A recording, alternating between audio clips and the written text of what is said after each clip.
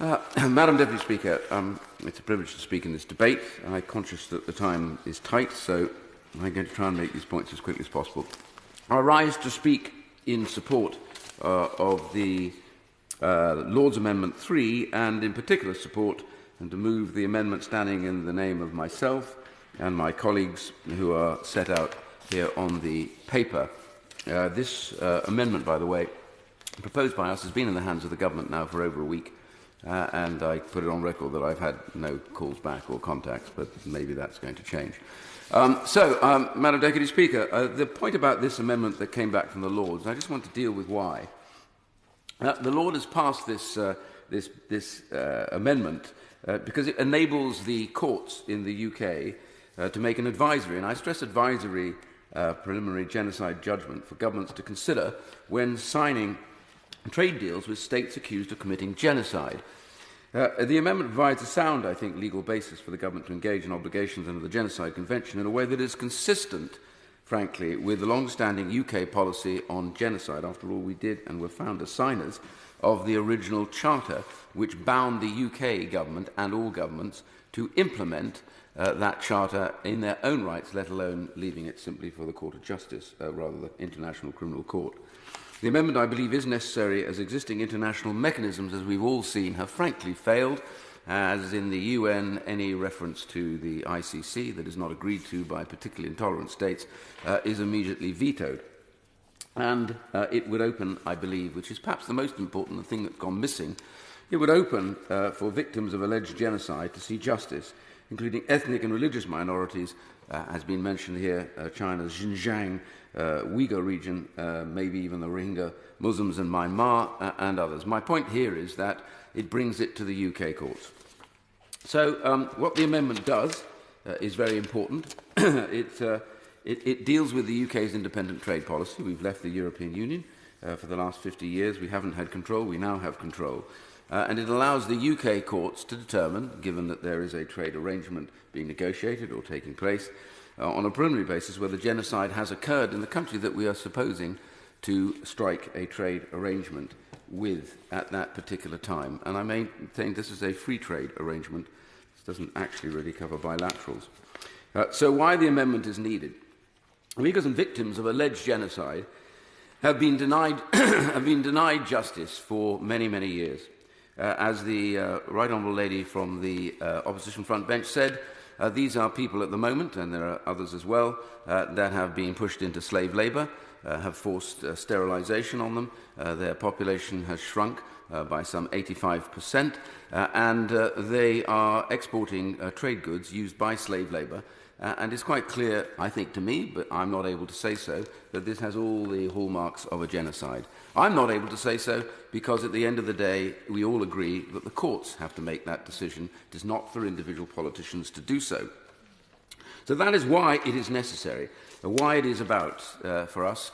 And I want to say also that the things that it's not about, the amendment gives the courts not too much power, because it doesn't take power does not take power from the House of Commons or the House of Lords, because we don't have the power to decide on whether the government here should actually do trade deals or not.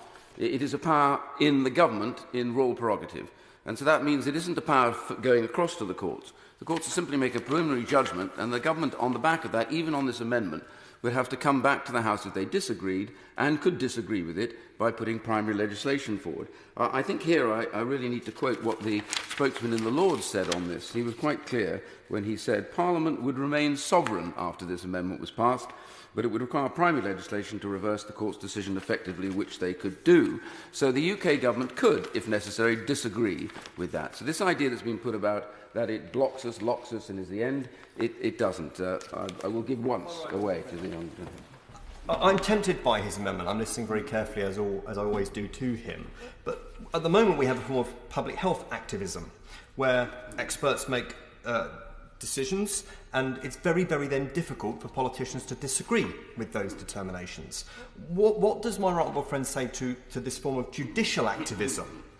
And what would be the likelihood, therefore, of this House then disagreeing with such a determination from them? That is the concern that some of us have with his amendment. Well, I agree, and I put the question back to him, and I have done to my honourable friends. If the courts, on balance, decide, we have faith in our courts, that this is likely to be genocide, I simply ask the question, why would we be doing a trade deal with a country that is guilty of genocide? So we may not wish to disagree, but the power still remains, and that was the pedantic point that was put forward by the government, that it was all about loss of power. So I simply say that it's simply not the case, and it would certainly not be in our amendment, because it's very specific in there that the government has to do this. The vexatious claims point that he makes, again, not. The High Court is quite capable of dismissing anything that meets nothing on that level. And by the way, this is the highest bar you can set for any accusation. It is the #1 crime in the world to try and wipe out an ethnic group. And the High Court knows that and would dismiss anything that was simply vexatious. There is no point in that. It would demean them and it would wreck their reputation already. Being limited to genocide, the amendment is practically unenforceable, the government says. Well, maybe they say that. Maybe it's true, in which case we need to look again at the UN Charter. But the reality is right now it is unenforceable because it is a case that nobody out there can bring such a charge because they are blocked. So we come back to the same point. We argue about genocide and the government says that it doesn't want to do deals with people that have genocide. Can I just refer my right honourable friend on the front bench? Again, I say I have huge admiration for him. We work very closely together on many things. But I note his language when it came to the accusations of sale of the NHS. He said, not and never will be sold. When it came to China and a trade deal, it was no plans to do one yet. We can be emphatic when we want to be from the dispatch box. We can make absolute statements when we want to, but when we don't, I've been in government, we simply don't. And that tells you everything you need to know. So the government needs to have that check on it. So I want to conclude, Madam Deputy Speaker, by simply saying that the government can't have it both ways. If it says it's for the courts, then the question is which court, and this amendment says so. And overall, I have to say that this is not anti-China, but it is anti-genocide. And we need now to stand tall. We left the European Union because he didn't want to accept judgments from a court that we say we didn't have power over. But we didn't come away because we disliked our courts. I think we have the best courts in the world, and I think they can make this judgment. And my question, therefore, is, what is it about? Why are we leaving? Why did we leave? And the answer is so that we would stand tall and have a global vision about the morality of what we do. I simply say to my colleagues and to the front bench, tonight is more than just pettifogging. Tonight is all about simply shining a light of hope to all those out there who have failed to get their day in court and failed to be treated properly. If this country doesn't stand up for that, then I want to know, what would it ever stand up for again? I urge my colleagues to vote to keep the amendment that is from the Lords in this bill. We now go to Stuart Hosey.